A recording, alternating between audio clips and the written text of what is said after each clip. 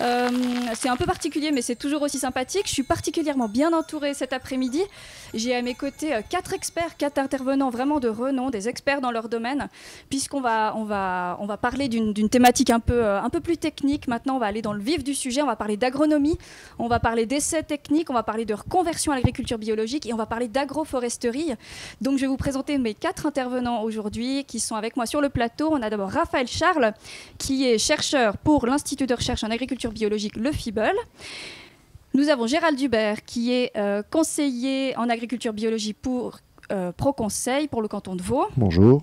Nous avons Mathieu Glauser, agriculteur à Chanvent, agriculteur bio depuis 2012, et voilà, qui va nous partager un petit peu son expérience à la reconversion puis en agriculture biologique. Et enfin, nous avons Johanna Schopp, qui finira à 7 heures et qui nous parlera d'agroforesterie.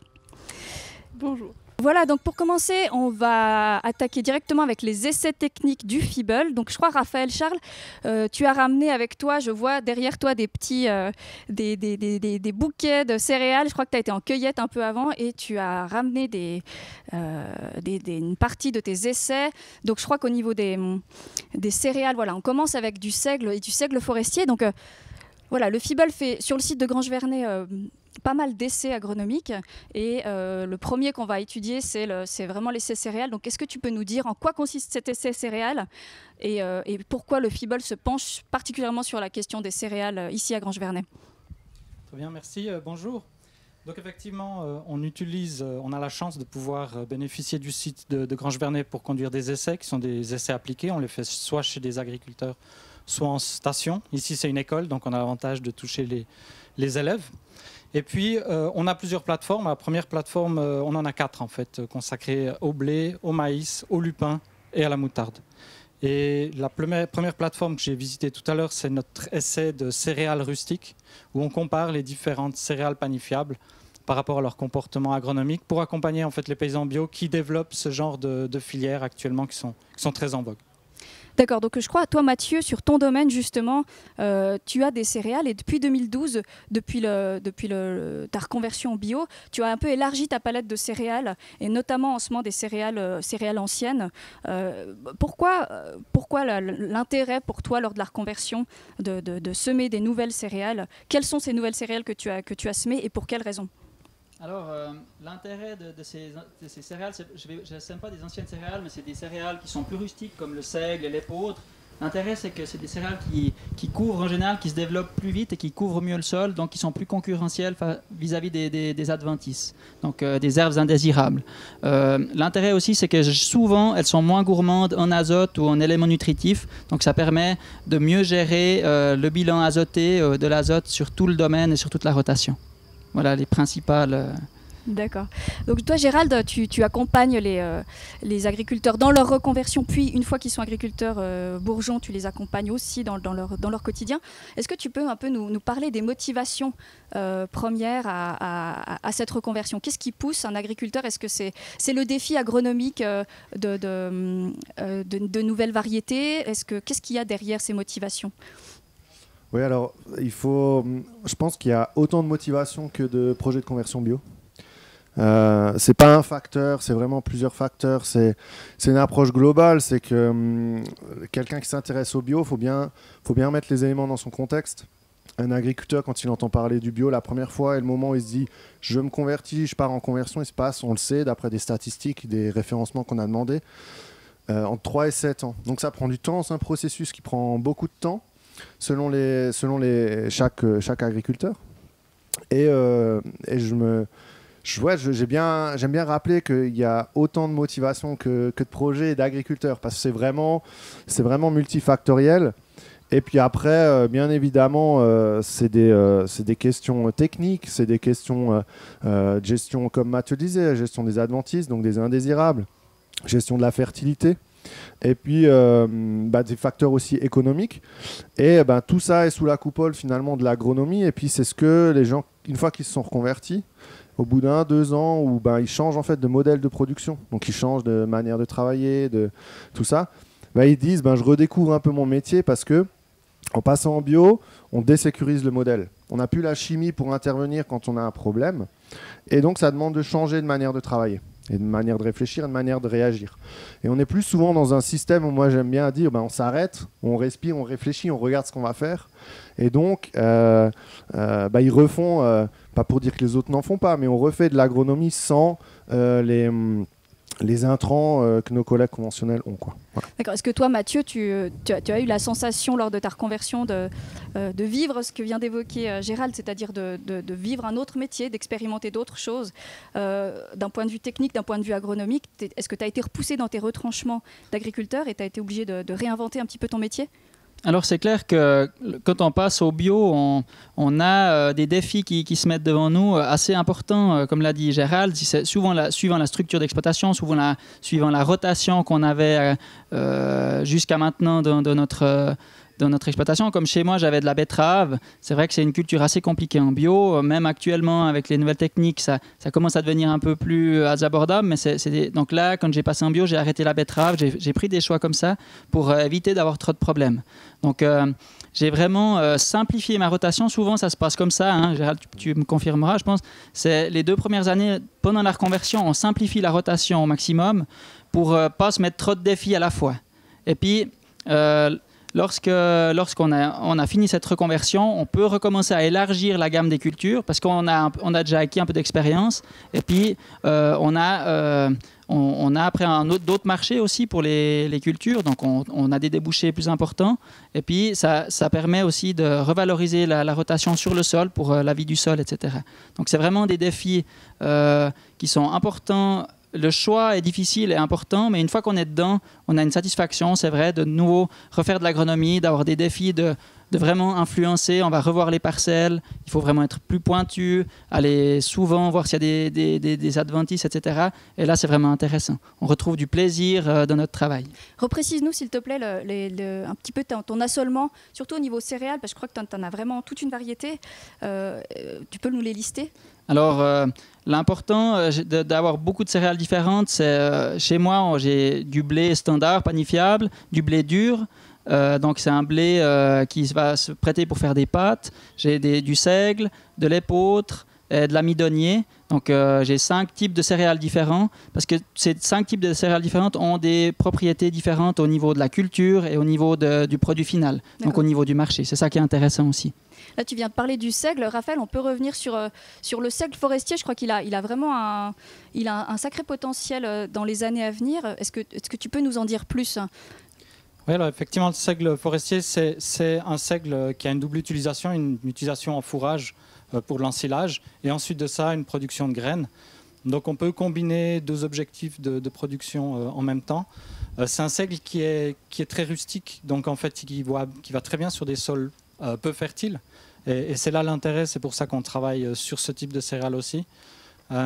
Mathieu a mentionné effectivement l'amidonnier, le seigle, l'épeautre comme ces céréales rustiques. Un des objectifs, c'est de savoir finalement sur quel sol est-ce que je cultive ces céréales, ou bien comment valoriser mon sol de façon optimale et en choisissant la bonne céréale.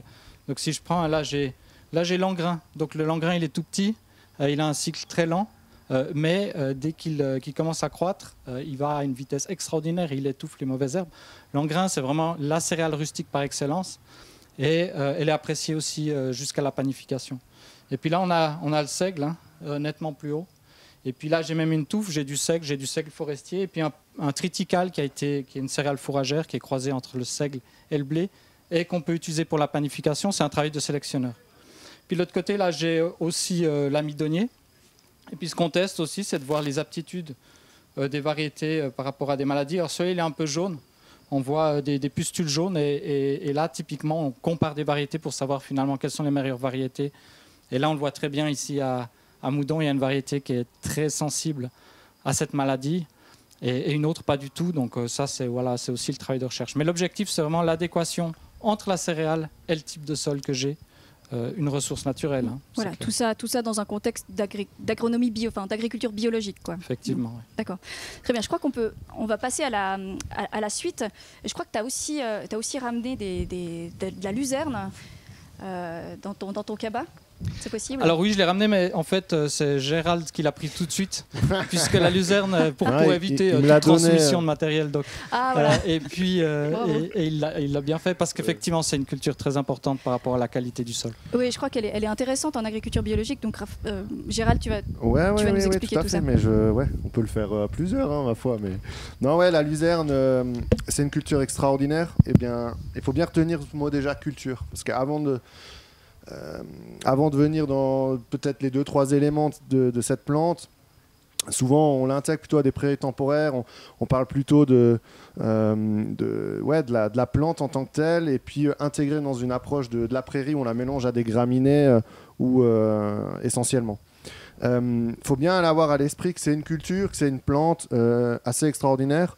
Nos ancêtres le savaient, parce qu'en fait, elle a eu un creux d'utilisation sur le continent européen post-guerre, parce qu'en gros, on a voulu produire les protéines en Sud-Amérique, et puis donc on a délaissé cette culture sur notre continent.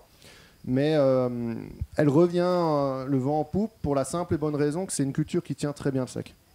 Donc on voit bien les aléas climatiques de toutes ces dernières années montrent que si on peut avoir un peu de résilience et donc assurer des quantités de fourrage, et puis de plus une plante qui structure le sol et qui a plein d'intérêts agronomiques pour tous les agriculteurs, bio et non bio, c'est la luzerne. Et donc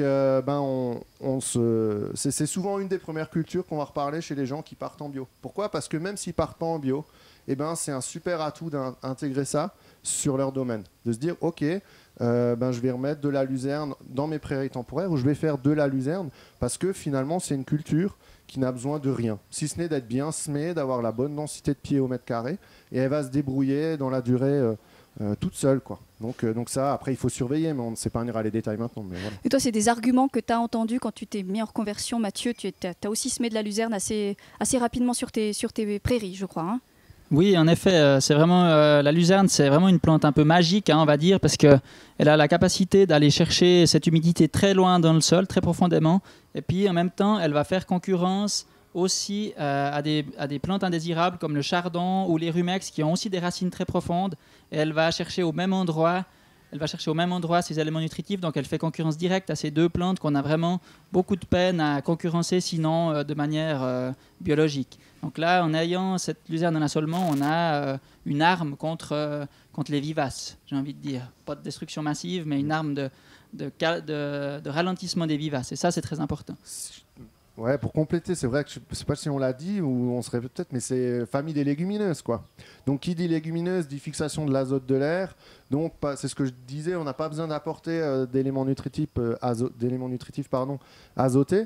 Et ça en bio, c'est un atout majeur parce que l'azote exogène qu'on va apporter de l'extérieur coûte beaucoup plus cher qu'en conventionnel. Donc on se doit de trouver des systèmes où on intègre de l'azote dans son modèle.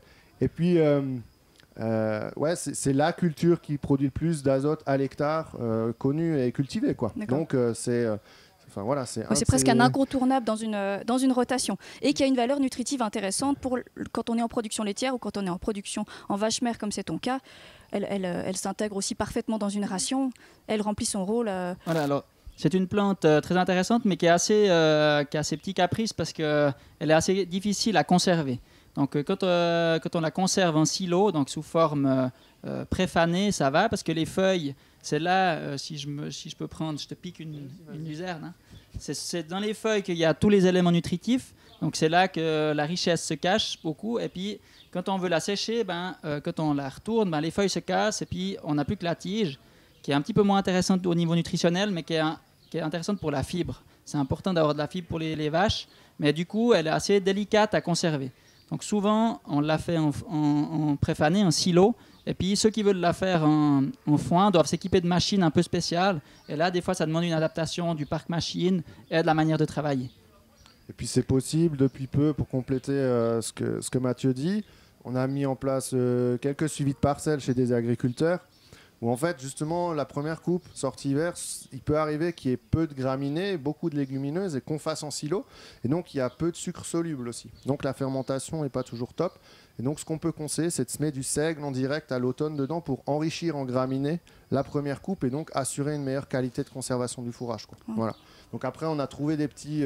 on adapte notre manière de travailler pour essayer que les faiblesses, on les contre, quoi. Ça, c'est la technique des cultures associées ou des plantes compagnes peut-être, de mettre du seigle dans la luzerne, c'est ça? Pour moi, c'est surtout revenu de bibliographie d'agronomes qui date de 1930 ou 40, qui disait associer essentiellement les graminées et les légumineuses. Et en fait, c'est là au niveau racinaire, la vie va le mieux. Et ensuite, voilà, il y a une très bonne complémentarité, quoi. Voilà, associer les graminées et les légumineuses, c'est ce qu'on a aussi avec le lupin et l'avoine. Et là, je crois que Raphaël a aussi, avec le Fibble, un essai tout à fait intéressant. Donc l'avoine a une graminée, le lupin une légumineuse. Voilà, donc présente-nous un petit peu cet essai Fibble qui est ici à Grange-Vernay. Tu viens d'aller cueillir il y a quelques minutes un bouquet de lupin et avoine. Oui, donc c'est un essai qui est cette fois consacré au lupin, toujours dans un objectif de production de protéines. On a cet objectif de supprimer le soja importé. La luzerne ne convient pas pour tout et partout.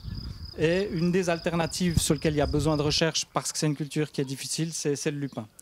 Donc aujourd'hui, on travaille dans un projet européen qui s'appelle Remix sur des associations. Donc là, on a un bouquet de lupin et d'avoine. Et ces deux espèces qu'on aime bien mélanger. L'avoine parce qu'elle est neutre pour la rotation. Elle ne subit pas les mêmes maladies que le blé. Donc ça, c'est intéressant.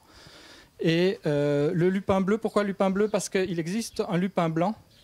Un lupin blanc qui est de ce type-là.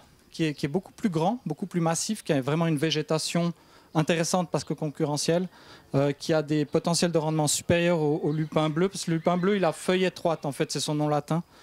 Feuille étroite, il est très peu concurrentiel. D'ailleurs, on a de la peine à l'associer avec l'avoine, pour ça qu'on fait de la recherche. Et le lupin blanc, il est sensible à une maladie, j'en ai trouvé ce matin. Alors, je ne sais pas si la caméra pourra le montrer, mais en fait, les plantes, elles sont toutes rabougries. C'est une maladie transmise par la semence qui s'appelle l'anthracnose. Donc ça part de la semence, ça monte dans les plantes et ensuite ça infecte tout le champ. Et là on a une nouvelle variété issue de la recherche, la sélection, qui est probablement plus résistante à l'anthracnose. Donc si on arrive à avoir du lupin blanc à l'avenir, on sera tout content. Ça permettra d'augmenter les niveaux de rendement et puis de remplacer ce lupin bleu qui reste pour l'instant quand même intéressant. C'est une petite légumineuse assez rustique qui va bien. Là, les résultats de cette étude, on peut les espérer pour... Alors, on n'est pas dans la recherche fondamentale, donc on est dans la recherche appliquée, donc c'est un processus continu. Donc là, on a un réseau avec des producteurs, avec des paysans bio qui travaillent déjà sur le lupin bleu, qui travaillent des associations, qui testent des associations avec l'avoine, mais aussi avec des céréales ou avec d'autres cultures. Donc l'objectif, c'est vraiment d'associer dans tous les sens. On aime les systèmes agroécologiques, ils n'aiment pas la monoculture. C'est pour ça que la luzerne, c'est super sympa, c'est bien. Un jour, il faudra songer à l'associer.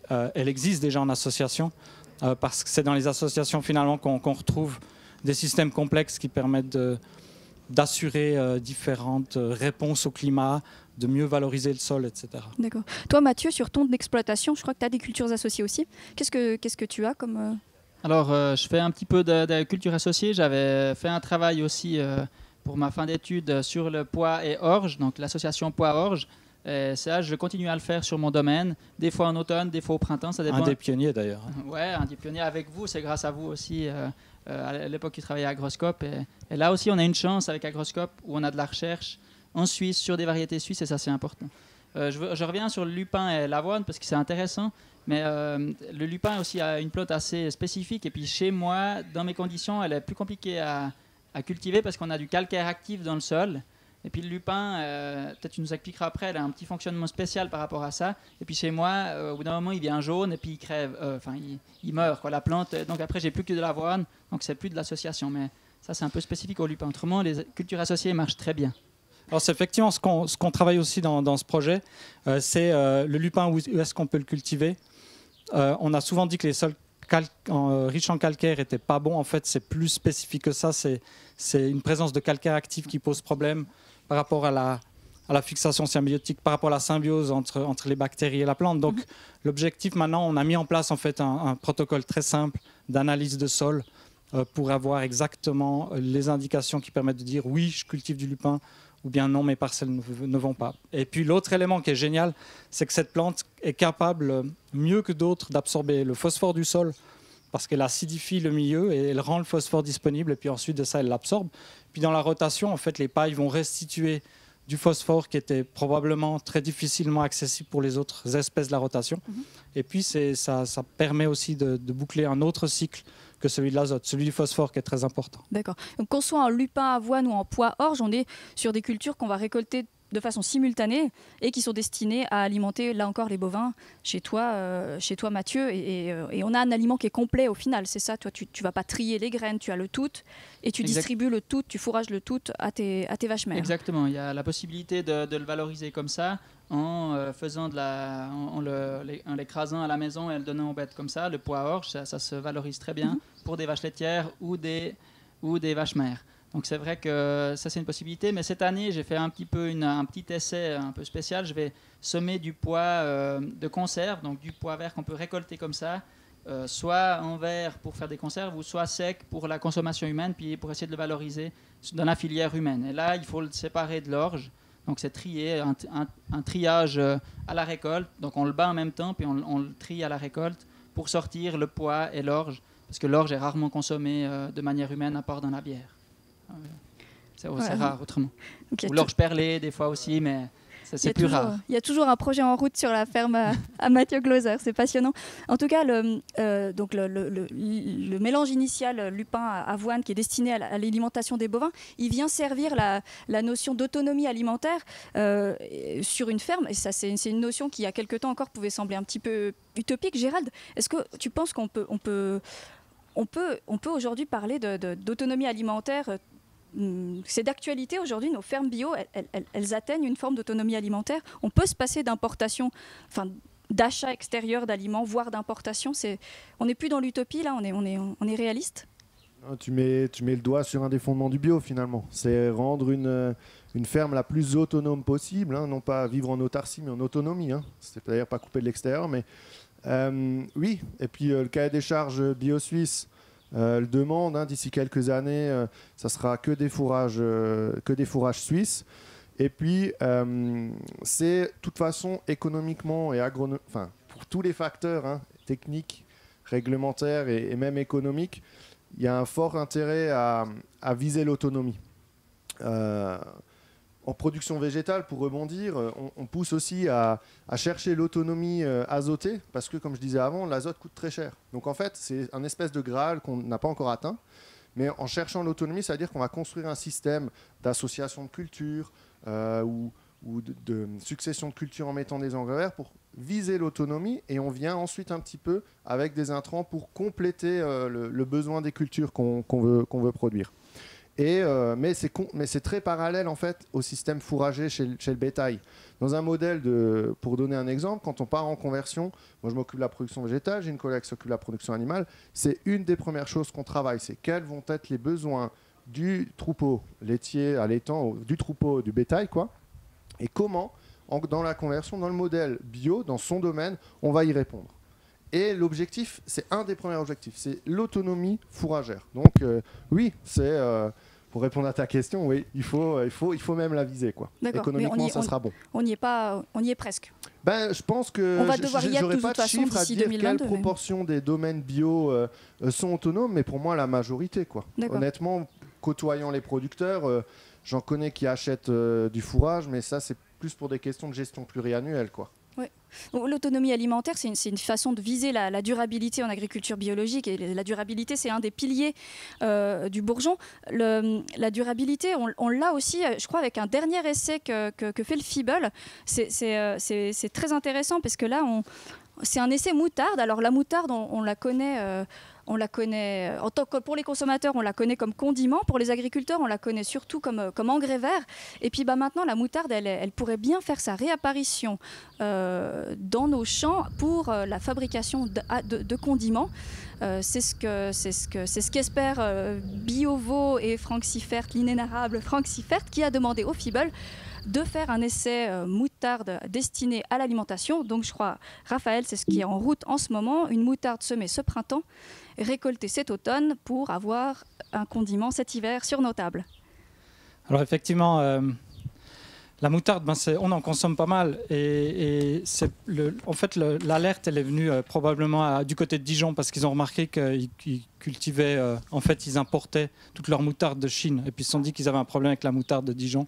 Donc ils sont repartis dans les programmes de sélection, ils sont ressortis les variétés et ils ont redéveloppé cette culture. Alors on n'est pas très loin de la Bourgogne. Et ces variétés sont disponibles. Il y a déjà des producteurs en Suisse de moutarde. Et l'objectif, c'est simplement d'accompagner ceux qui souhaitent. Alors effectivement, Biovo est intéressé à repartir dans une production de moutarde. Donc là, on teste différentes variétés. Il y a deux types. Il y a une variété assez courte qui est une moutarde brune, qu'on connaît dans les engrais verts d'ailleurs.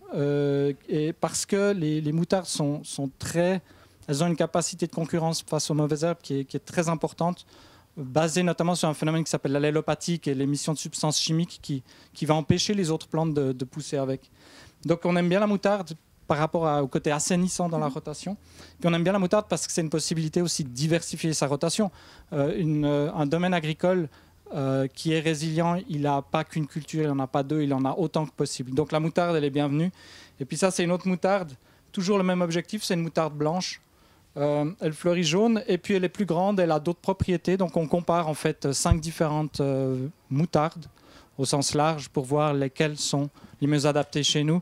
Il y a des ravageurs, il y a plein de petits problèmes à résoudre, sachant qu'il y a une demande, hein. Il y a des perspectives, donc tant mieux si on peut augmenter aussi cette forme d'autonomie et de production locale. Voilà, puis la moutarde, c'est comme le colza, on va la récolter, on va récolter les graines à maturité, qu'on va battre, qu'on va presser.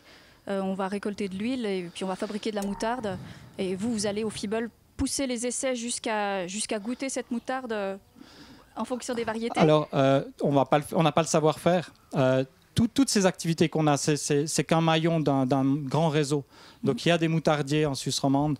Avec Franck, on va les rencontrer, on va leur proposer de venir pour qu'eux évaluent en fait ces récoltes et puis disent de leur côté qu'est-ce qui les intéresse. Finalement, c'est la même chose avec les céréales, hein, les céréales rustiques. Derrière, il y a un boulanger. C'est un travail qu'on fait de pair. Le lupin, alors bon, c'est un fourrage. On ne discute pas avec les vaches, mais on voit quand même comment elles se comportent quand elles ont consommé en suffisance ou pas. Donc c'est toujours une histoire de réseau. D'accord. Ok, merci à vous trois. Merci Mathieu, Gérald et Raphaël pour ces infos tout à fait passionnantes. Donc je rappelle que Raphaël Charles est chercheur pour l'Institut de recherche en agriculture biologique. Il est responsable d'essais en cours sur le site de Grange-Vernay. Et puis Mathieu, agriculteur à Champvent, et Gérald qui nous a éclairé sur les problèmes et les motivations des agriculteurs en phase de reconversion et après quand ils sont lancés dans l'agriculture biologique. Et puis sans transition, je me tourne vers Johanna Schopp qui, elle, travaille pour Agridea, donc la centrale de diffusion de connaissances autour du monde agricole. Et puis Johanna travaille depuis maintenant 5 ans sur le sujet de l'agroforesterie. Donc elle va nous définir tout ça. Et puis peut-être Johanna, en quelques phrases maintenant, explique-nous qu'est-ce que c'est que ce mot barbare agroforesterie. Comment tu peux nous définir ça en quelques mots? Merci. Oui, bien sûr. Alors, en général, si on parle de l'agroforesterie, il s'agit d'une combinaison entre deux cultures. Alors, c'est soit une culture ligneuse, alors des éléments comme des arbres, des buissons, ou aussi ça peut même être des vignes, avec une utilisation agricole, c'est-à-dire soit des grandes cultures ou des cultures spéciales, ou même du pâturage.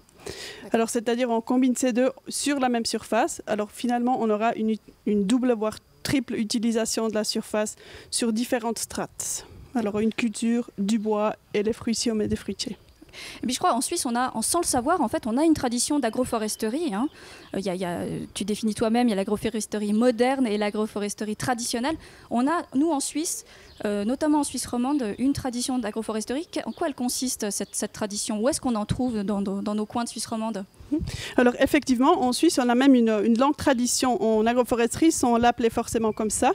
Alors des exemples, c'est par exemple les pâturages boisés comme on les connaît du Jura, voire les châtaigneraies comme les au Tessin, ou même des prés vergers. Alors ça, c'est des systèmes traditionnels qui font à peu près 8% de la surface utilisable en Suisse actuellement. D'accord. Et puis l'agroforesterie contemporaine, sur ton sujet de prédilection, là on parle de combien d'hectares en Suisse qui sont plantés d'arbres, quelle surface agricole utile est considérée comme étant en agroforesterie? Alors en gros, si on parle d'agroforesterie moderne, on parle plutôt des systèmes qui ressemblent un peu à ça. Je ne sais pas si on voit ça aussi sur la caméra. Alors là, on a une culture céréalière avec des lignes de noyer entre deux. Ou bien, ça va aussi avec des cultures spéciales, où il y a même possibilité aussi de combiner avec des cultures maraîchères. Ça, c'est en grande culture, ça, c'est les systèmes sylvo-arables. Et il y a aussi moyen d'adapter les systèmes agroforestiers sylvopastoraux au temps moderne. Ici, on voit une haie fourragère. Alors là, l'objectif, c'est vraiment de directement pâturer les buissons sur pied. Et actuellement, on a environ 180 hectares de systèmes agroforestiers modernes en Suisse, mais on ne sait pas exactement parce qu'ils ne sont pas annoncés tels quels. Alors, peut-être évoque-nous les avantages d'un point de vue agronomique de cette agroforesterie. Voilà, je suis agricultrice, j'ai entendu parler d'agroforesterie, mais si tu devais me convaincre de planter des arbres dans mes champs, qu'est-ce que tu évoquerais comme argument? Alors déjà, il faut savoir que c'est un investissement à long terme. Alors ça, c'est clair parce qu'il y a un investissement au début, il y a la plantation, il y a l'achat des buissons, mais quand même, avant la première récolte, dans 10 ans, c'est-à-dire les fruits, ça ne sera pas avant 10 ans, le bois, ça ne sera pas avant 40 ans. Mais entre deux, il y a quand même, on peut valoriser la bande herbeuse sur laquelle sont plantés les arbres. On parle de quelle largeur là, comme bande? La bande herbeuse, en général, elle fait environ 2 mètres. D'accord. Et puis les bandes interculturales, 26 mètres en général. Mais c'est variable. D'accord. Et puis là, on pourrait, entre les arbres, on pourrait planter des buissons qu'on utilise pour produire du BRF. Et puis si je parle du BRF, c'est une espèce de... Donc c'est le bois raméal fragmenté. C'est le bois raméal fragmenté, exactement. C'est une espèce de plaquette, si on veut, qu'on peut utiliser pour améliorer la qualité du sol. D'accord. La qualité du sol, donc la vie dans le sol, c'est ça? Exactement. Et puis on maintient aussi l'humidité peut-être par les temps qui courent, de sécheresse, de canicule, de réchauffement climatique. Exactement, c'est aussi un de ces avantages de ce BRF. Exact. Quelles essences d'arbres sont choisies par les agriculteurs qui se lancent dans l'agroforesterie et qu'est-ce que tu recommandes toi comme essence?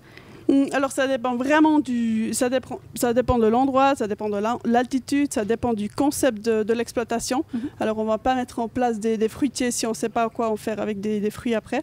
Alors ça peut être des fruitiers aux tiges, ça peut être des fruitiers sauvages avec un objectif d'utiliser comme bois précieux, comme le merisier par exemple, ou bien des chênes truffiers. C'est aussi une possibilité. D'accord. Si le sol le permet.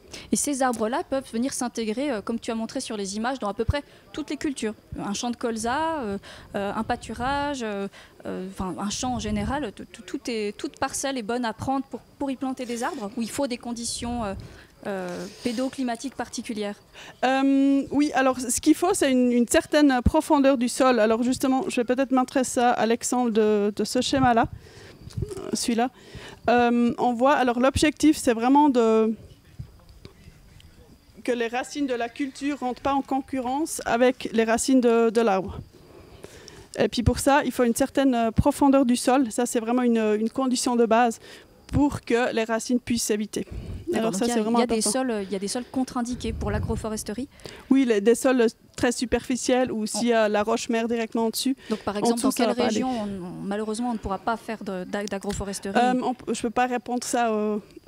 Théoriquement, c'est possible, c'est au cas par cas. Ouais. D'accord. C'est même à la parcelle. Donc c'est vraiment la profondeur du sol qui est la condition clé. Après, que je sois en altitude, au bord du lac ou en moyenne montagne, tout est possible. Quoi, je ne veux pas dire que tout est possible, mais il y a possibilité de faire de l'agroforesterie. Mais il n'y a pas un schéma F qu'on peut appliquer partout. C'est vraiment à la parcelle qu'il faut réfléchir. D'accord, ok, ouais. Très bien. Et puis alors, je crois que maintenant, donc tu travailles sur l'agroforesterie depuis 4-5 ans, et ces derniers mois, tu as mis sur pied un projet vraiment qui est maintenant à bout touchant, qui était, le but, c'était que l'agroforesterie soit reconnue officiellement par l'Office fédéral de l'agriculture, et puis c'est le cas. Donc il y a un projet qui est sur pied depuis cette année 2019. Combien d'agriculteurs là ont pris part à ce projet, et quels sont tes espoirs pour les mois et les années à venir en termes de quantité d'hectares à couvrir en agroforesterie? Alors, il faut dire qu'il s'agit d'un projet intercantonal. Il y a le canton de Vaud qui fait partie, Genève, Jura et Neuchâtel. Et puis, il y a aussi BioSuisse qui en fait partie et Agridea. Et les essais qu'on fait ou les mesures qu'on met en place, ils sont suivis par le FIBEL, par Agroscope, par l'Uni de Neuchâtel, et puis l'ETH et même un biologiste indépendant pour justement voir l'évolution de ces parcelles. L'idée, c'est de mettre en place sur 140 exploitations dans les 4 cantons. C'est 140 exploitations qu'on a cherchées. Et puis, on a été un peu dépassé par le succès. Alors, il y a un peu trop d'inscriptions. Il y a une liste d'attente, hein. Exactement. Donc, c'est des gens qui pourront être soutenus par le projet dès l'année 2021 ou voilà, dans les années à venir. Alors, les premiers, ils vont planter, commencer, ils vont planter cet automne. Cet hiver, plutôt. Oui, d'accord. exactement. Et puis les prochains, ils vont... Et puis ces agriculteurs, ils sont dans quelle région? On en a dans les Préalpes, on en a sur le plateau, on en a au pied du Jura. Ça, c'est vraiment ce qu'on cherchait, c'était d'avoir une très bonne répartition spatiale aussi. Une bonne répartition spatiale régionale et puis aussi au niveau de l'altitude. De l'altitude pour pouvoir suivre un petit peu les potentiels, quoi. D'accord. Donc ça veut dire c'est un projet qui est soutenu par l'OFAG. Donc à quelle hauteur et à quelles conditions finalement? Alors l'OFAG, elle soutient le format de projet s'appelle le projet ressources. Et puis l'OFAG soutient à peu près à 80% du budget global du projet sur 8 ans. Donc un agriculteur qui veut aujourd'hui ou qui pourra l'année prochaine s'inscrire au projet verra sa plantation soutenue financièrement directement, quoi. Oui, d'accord. En partie, oui, okay. La plantation.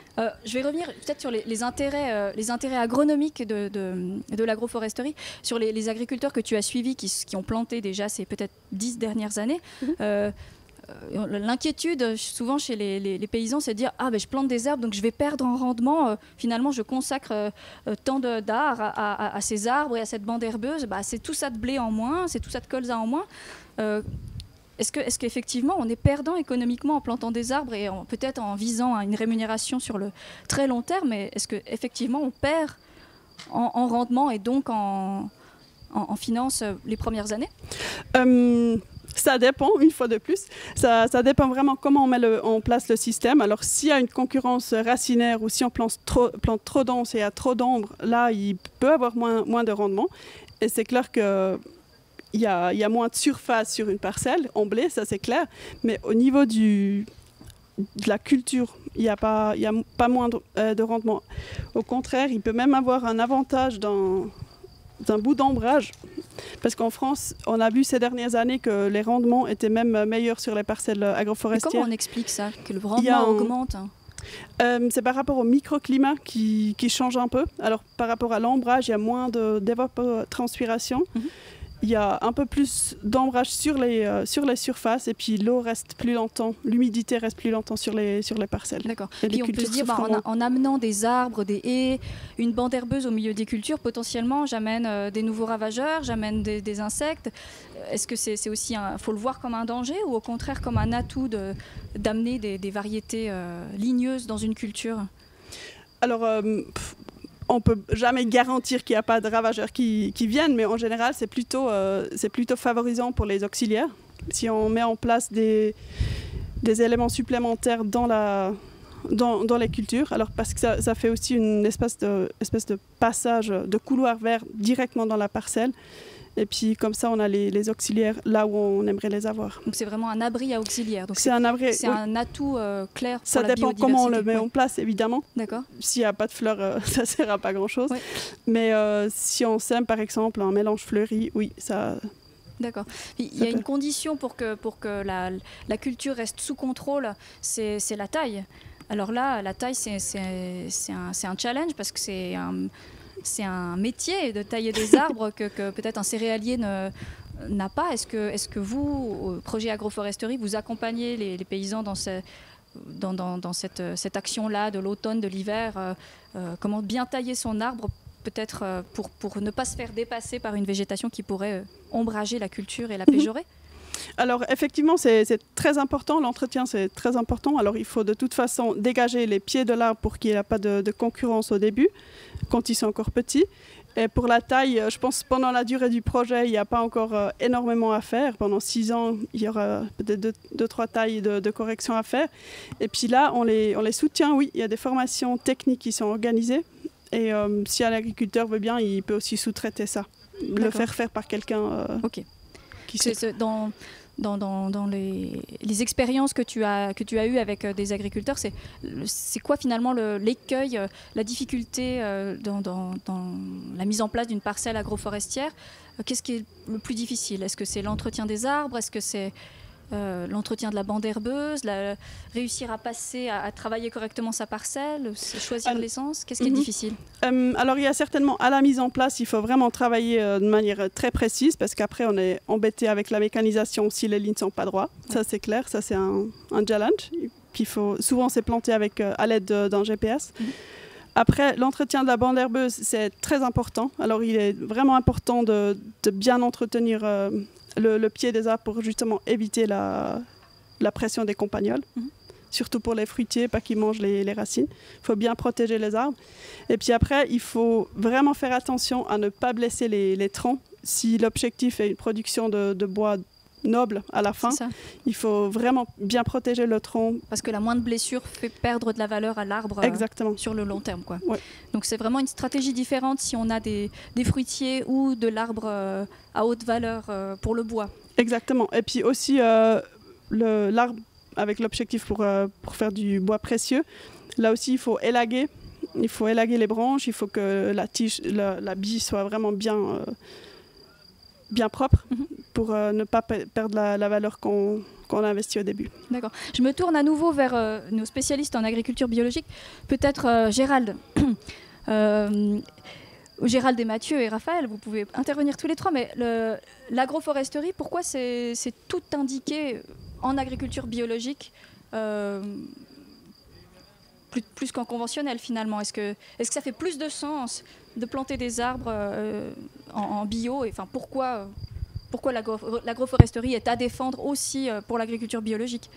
Alors à mon sens, si je commence, je pense que tout joue dans la première mission qu'ils vont faire pour le projet, c'est l'audit. C'est-à-dire regarder dans quel contexte on est, qu'est-ce qu'on fait déjà, qu'est-ce qu'on peut améliorer. Enfin, il y a toute cette phase d'audit, parce que pour moi, l'agroforesterie, c'est comme un projet de conversion bio. C'est-à-dire qu'on va adapter les choix et la stratégie en fonction de qui on est et où est-ce qu'on est, quoi. Okay ? Et donc, peut-être, il y en a, ils ont envie et ils vont se rendre compte que ça va leur donner une idée de faire autre chose que l'agroforesterie typiquement moderne, comme le premier exemple qu'elle a donné. Mais après, concrètement, pourquoi moi j'y crois, c'est essentiellement pour une notion d'ombrage et de retenir un élément essentiel qui est l'eau. Parce qu'on parlait avant de la luzerne qui est capable de chercher l'eau loin, mais il faut aussi peut-être mettre en place des stratégies pour la garder, la conserver. Donc c'est l'évapotranspiration. D'accord. Et là, l'arbre devient un atout, quoi. Une protection, voilà. Ombrage, une façon de conserver l'humidité. Exactement. Raphaël ? Oui, disons que tout système complexe dans le monde agricole nous permet de gagner cette autonomie qu'on cherche en fait. Si on associe des plantes annuelles, c'est la première étape. Dans les prairies, on s'est associé les espèces depuis longtemps. Les prairies naturelles sont des associations. On le fait aussi en prairies temporaires. On le recommence maintenant dans les grandes cultures. L'étape suivante, c'est de rajouter une structure pérenne. Donc je dirais que dans un système annuel tel que la grande culture, la maraîchère et compagnie, si on peut rajouter encore un élément pérenne, on va pouvoir vraiment jouer sur toutes les fonctionnalités qui composent un agroécosystème. C'est compliqué, je sais, c'est un terme un peu barbare, mais on doit jouer sur le fonctionnement du sol, sur les organismes du sol, sur les cycles biogéochimiques, on doit jouer sur des aspects climatiques aussi, on doit jouer sur la complémentarité entre les plantes communiquent, on commence à découvrir ça, hein, mais les plantes communiquent entre elles, donc c'est probable aussi que là, il y a des éléments à aller chercher pour que les plantes puissent pousser de façon le plus autonome possible. Et c'est bien ça qu'on recherche avec l'agriculture bio. C'est d'être indépendant en termes d'intrants, c'est de pouvoir jouer sur ce que le sol nous livre. Bien sûr, on doit continuer à intervenir, on doit continuer à amener des éléments nutritifs, mais moins on en amènera, mieux on se portera. Et c'est ce gain d'autonomie qui est aussi une forme de résilience par rapport aux enjeux climatiques. Mais ça, c'est encore un vaste sujet. Donc oui, à cette complexité, l'agroforesterie, c'est un point en plus. Mathieu, est-ce que toi, est-ce que les arguments qu'a présenté Johanna, ils te séduisent? Est-ce que tu serais intéressé à planter des arbres sur ton domaine et pourquoi? Oui, alors c'est clair, tout ce qui a été dit est très important. On a un besoin essentiel d'être aussi plus efficient. Et le fait d'utiliser toutes les strates de la hauteur du sol, enfin le sol, les plantes qui sont en bas, les arbustes au milieu et les arbres aux tiges en haut, on est aussi beaucoup plus efficient avec le captage du soleil. Donc on fait beaucoup plus de photosynthèse à l'hectare. Et puis on capte aussi beaucoup plus de carbone. Et puis là, dans les enjeux qui arrivent au niveau changement climatique, au niveau captage de carbone, augmentation du taux d'humus dans le sol, parce qu'on veut garder cette eau, et le taux d'humus est essentiel pour garder l'eau dans notre sol. Et là, c'est un des enjeux fondamentaux. Et là, l'agroforesterie est un super outil pour ça, pour augmenter le taux de carbone, pour garder l'eau, pour augmenter notre efficience au niveau photosynthèse. Donc c'est clair, ça demande beaucoup de réflexion et beaucoup de changements, parce qu'on a eu les remembrements parcellaires, hein, donc les AF, les améliorations foncières, où on a enlevé toutes ces haies, refait des belles parcelles de 10, 20 hectares pour que ce soit facile à cultiver. Et puis maintenant, on revient à remettre des haies au milieu de ces belles parcelles. Il y en a un ou deux qui doivent se retourner dans leur cercueil parce qu'ils ont donné leur vie pour faire ces AF. Et puis là, on est en train de tout remettre un peu en cause. Donc c'est vrai que ça demande aussi une adaptation de la façon de penser de l'agriculteur et d'un changement de façon de travailler. Ça, c'est des fois ce qui est le plus compliqué. Et puis, on a encore beaucoup à apprendre au niveau technique et tout ça. Puis ça, je pense que pour ça, d'avoir des gens qui sont expérimentés et qui font de la recherche dessus, c'est très important. Donc toi qui es ouvert au changement, ce serait quelque chose à envisager? Oui, alors c'est quelque chose à envisager. Il me manque juste un peu de main-d'œuvre. Mais ça, on va essayer de se débrouiller pour en trouver d'ici l'année prochaine. D'accord. Très bien. Je crois qu'on arrive gentiment au terme de cet entretien tout à fait passionnant sur la reconversion, sur les essais agronomiques menés ici à Grange-Vernay par le FIBEL. Et puis je pense que tout le monde est convaincu par l'agroforesterie grâce aux propos de Johanna. Donc voilà, je présente une dernière fois donc nos spécialistes: Raphaël Charles, chercheur pour le FIBEL, Gérald Hubert, conseiller en agriculture biologique à Proconseil sur le canton de Vaud, Mathieu Glauser, agriculteur à Chanvent, et Johanna Schopp, qui est spécialiste en agroforesterie pour la centrale Agridea à Lausanne. Et puis voilà, nous étions en direct pour BioAgri, la foire du bio à Grange-Vernay, et je vais passer l'antenne.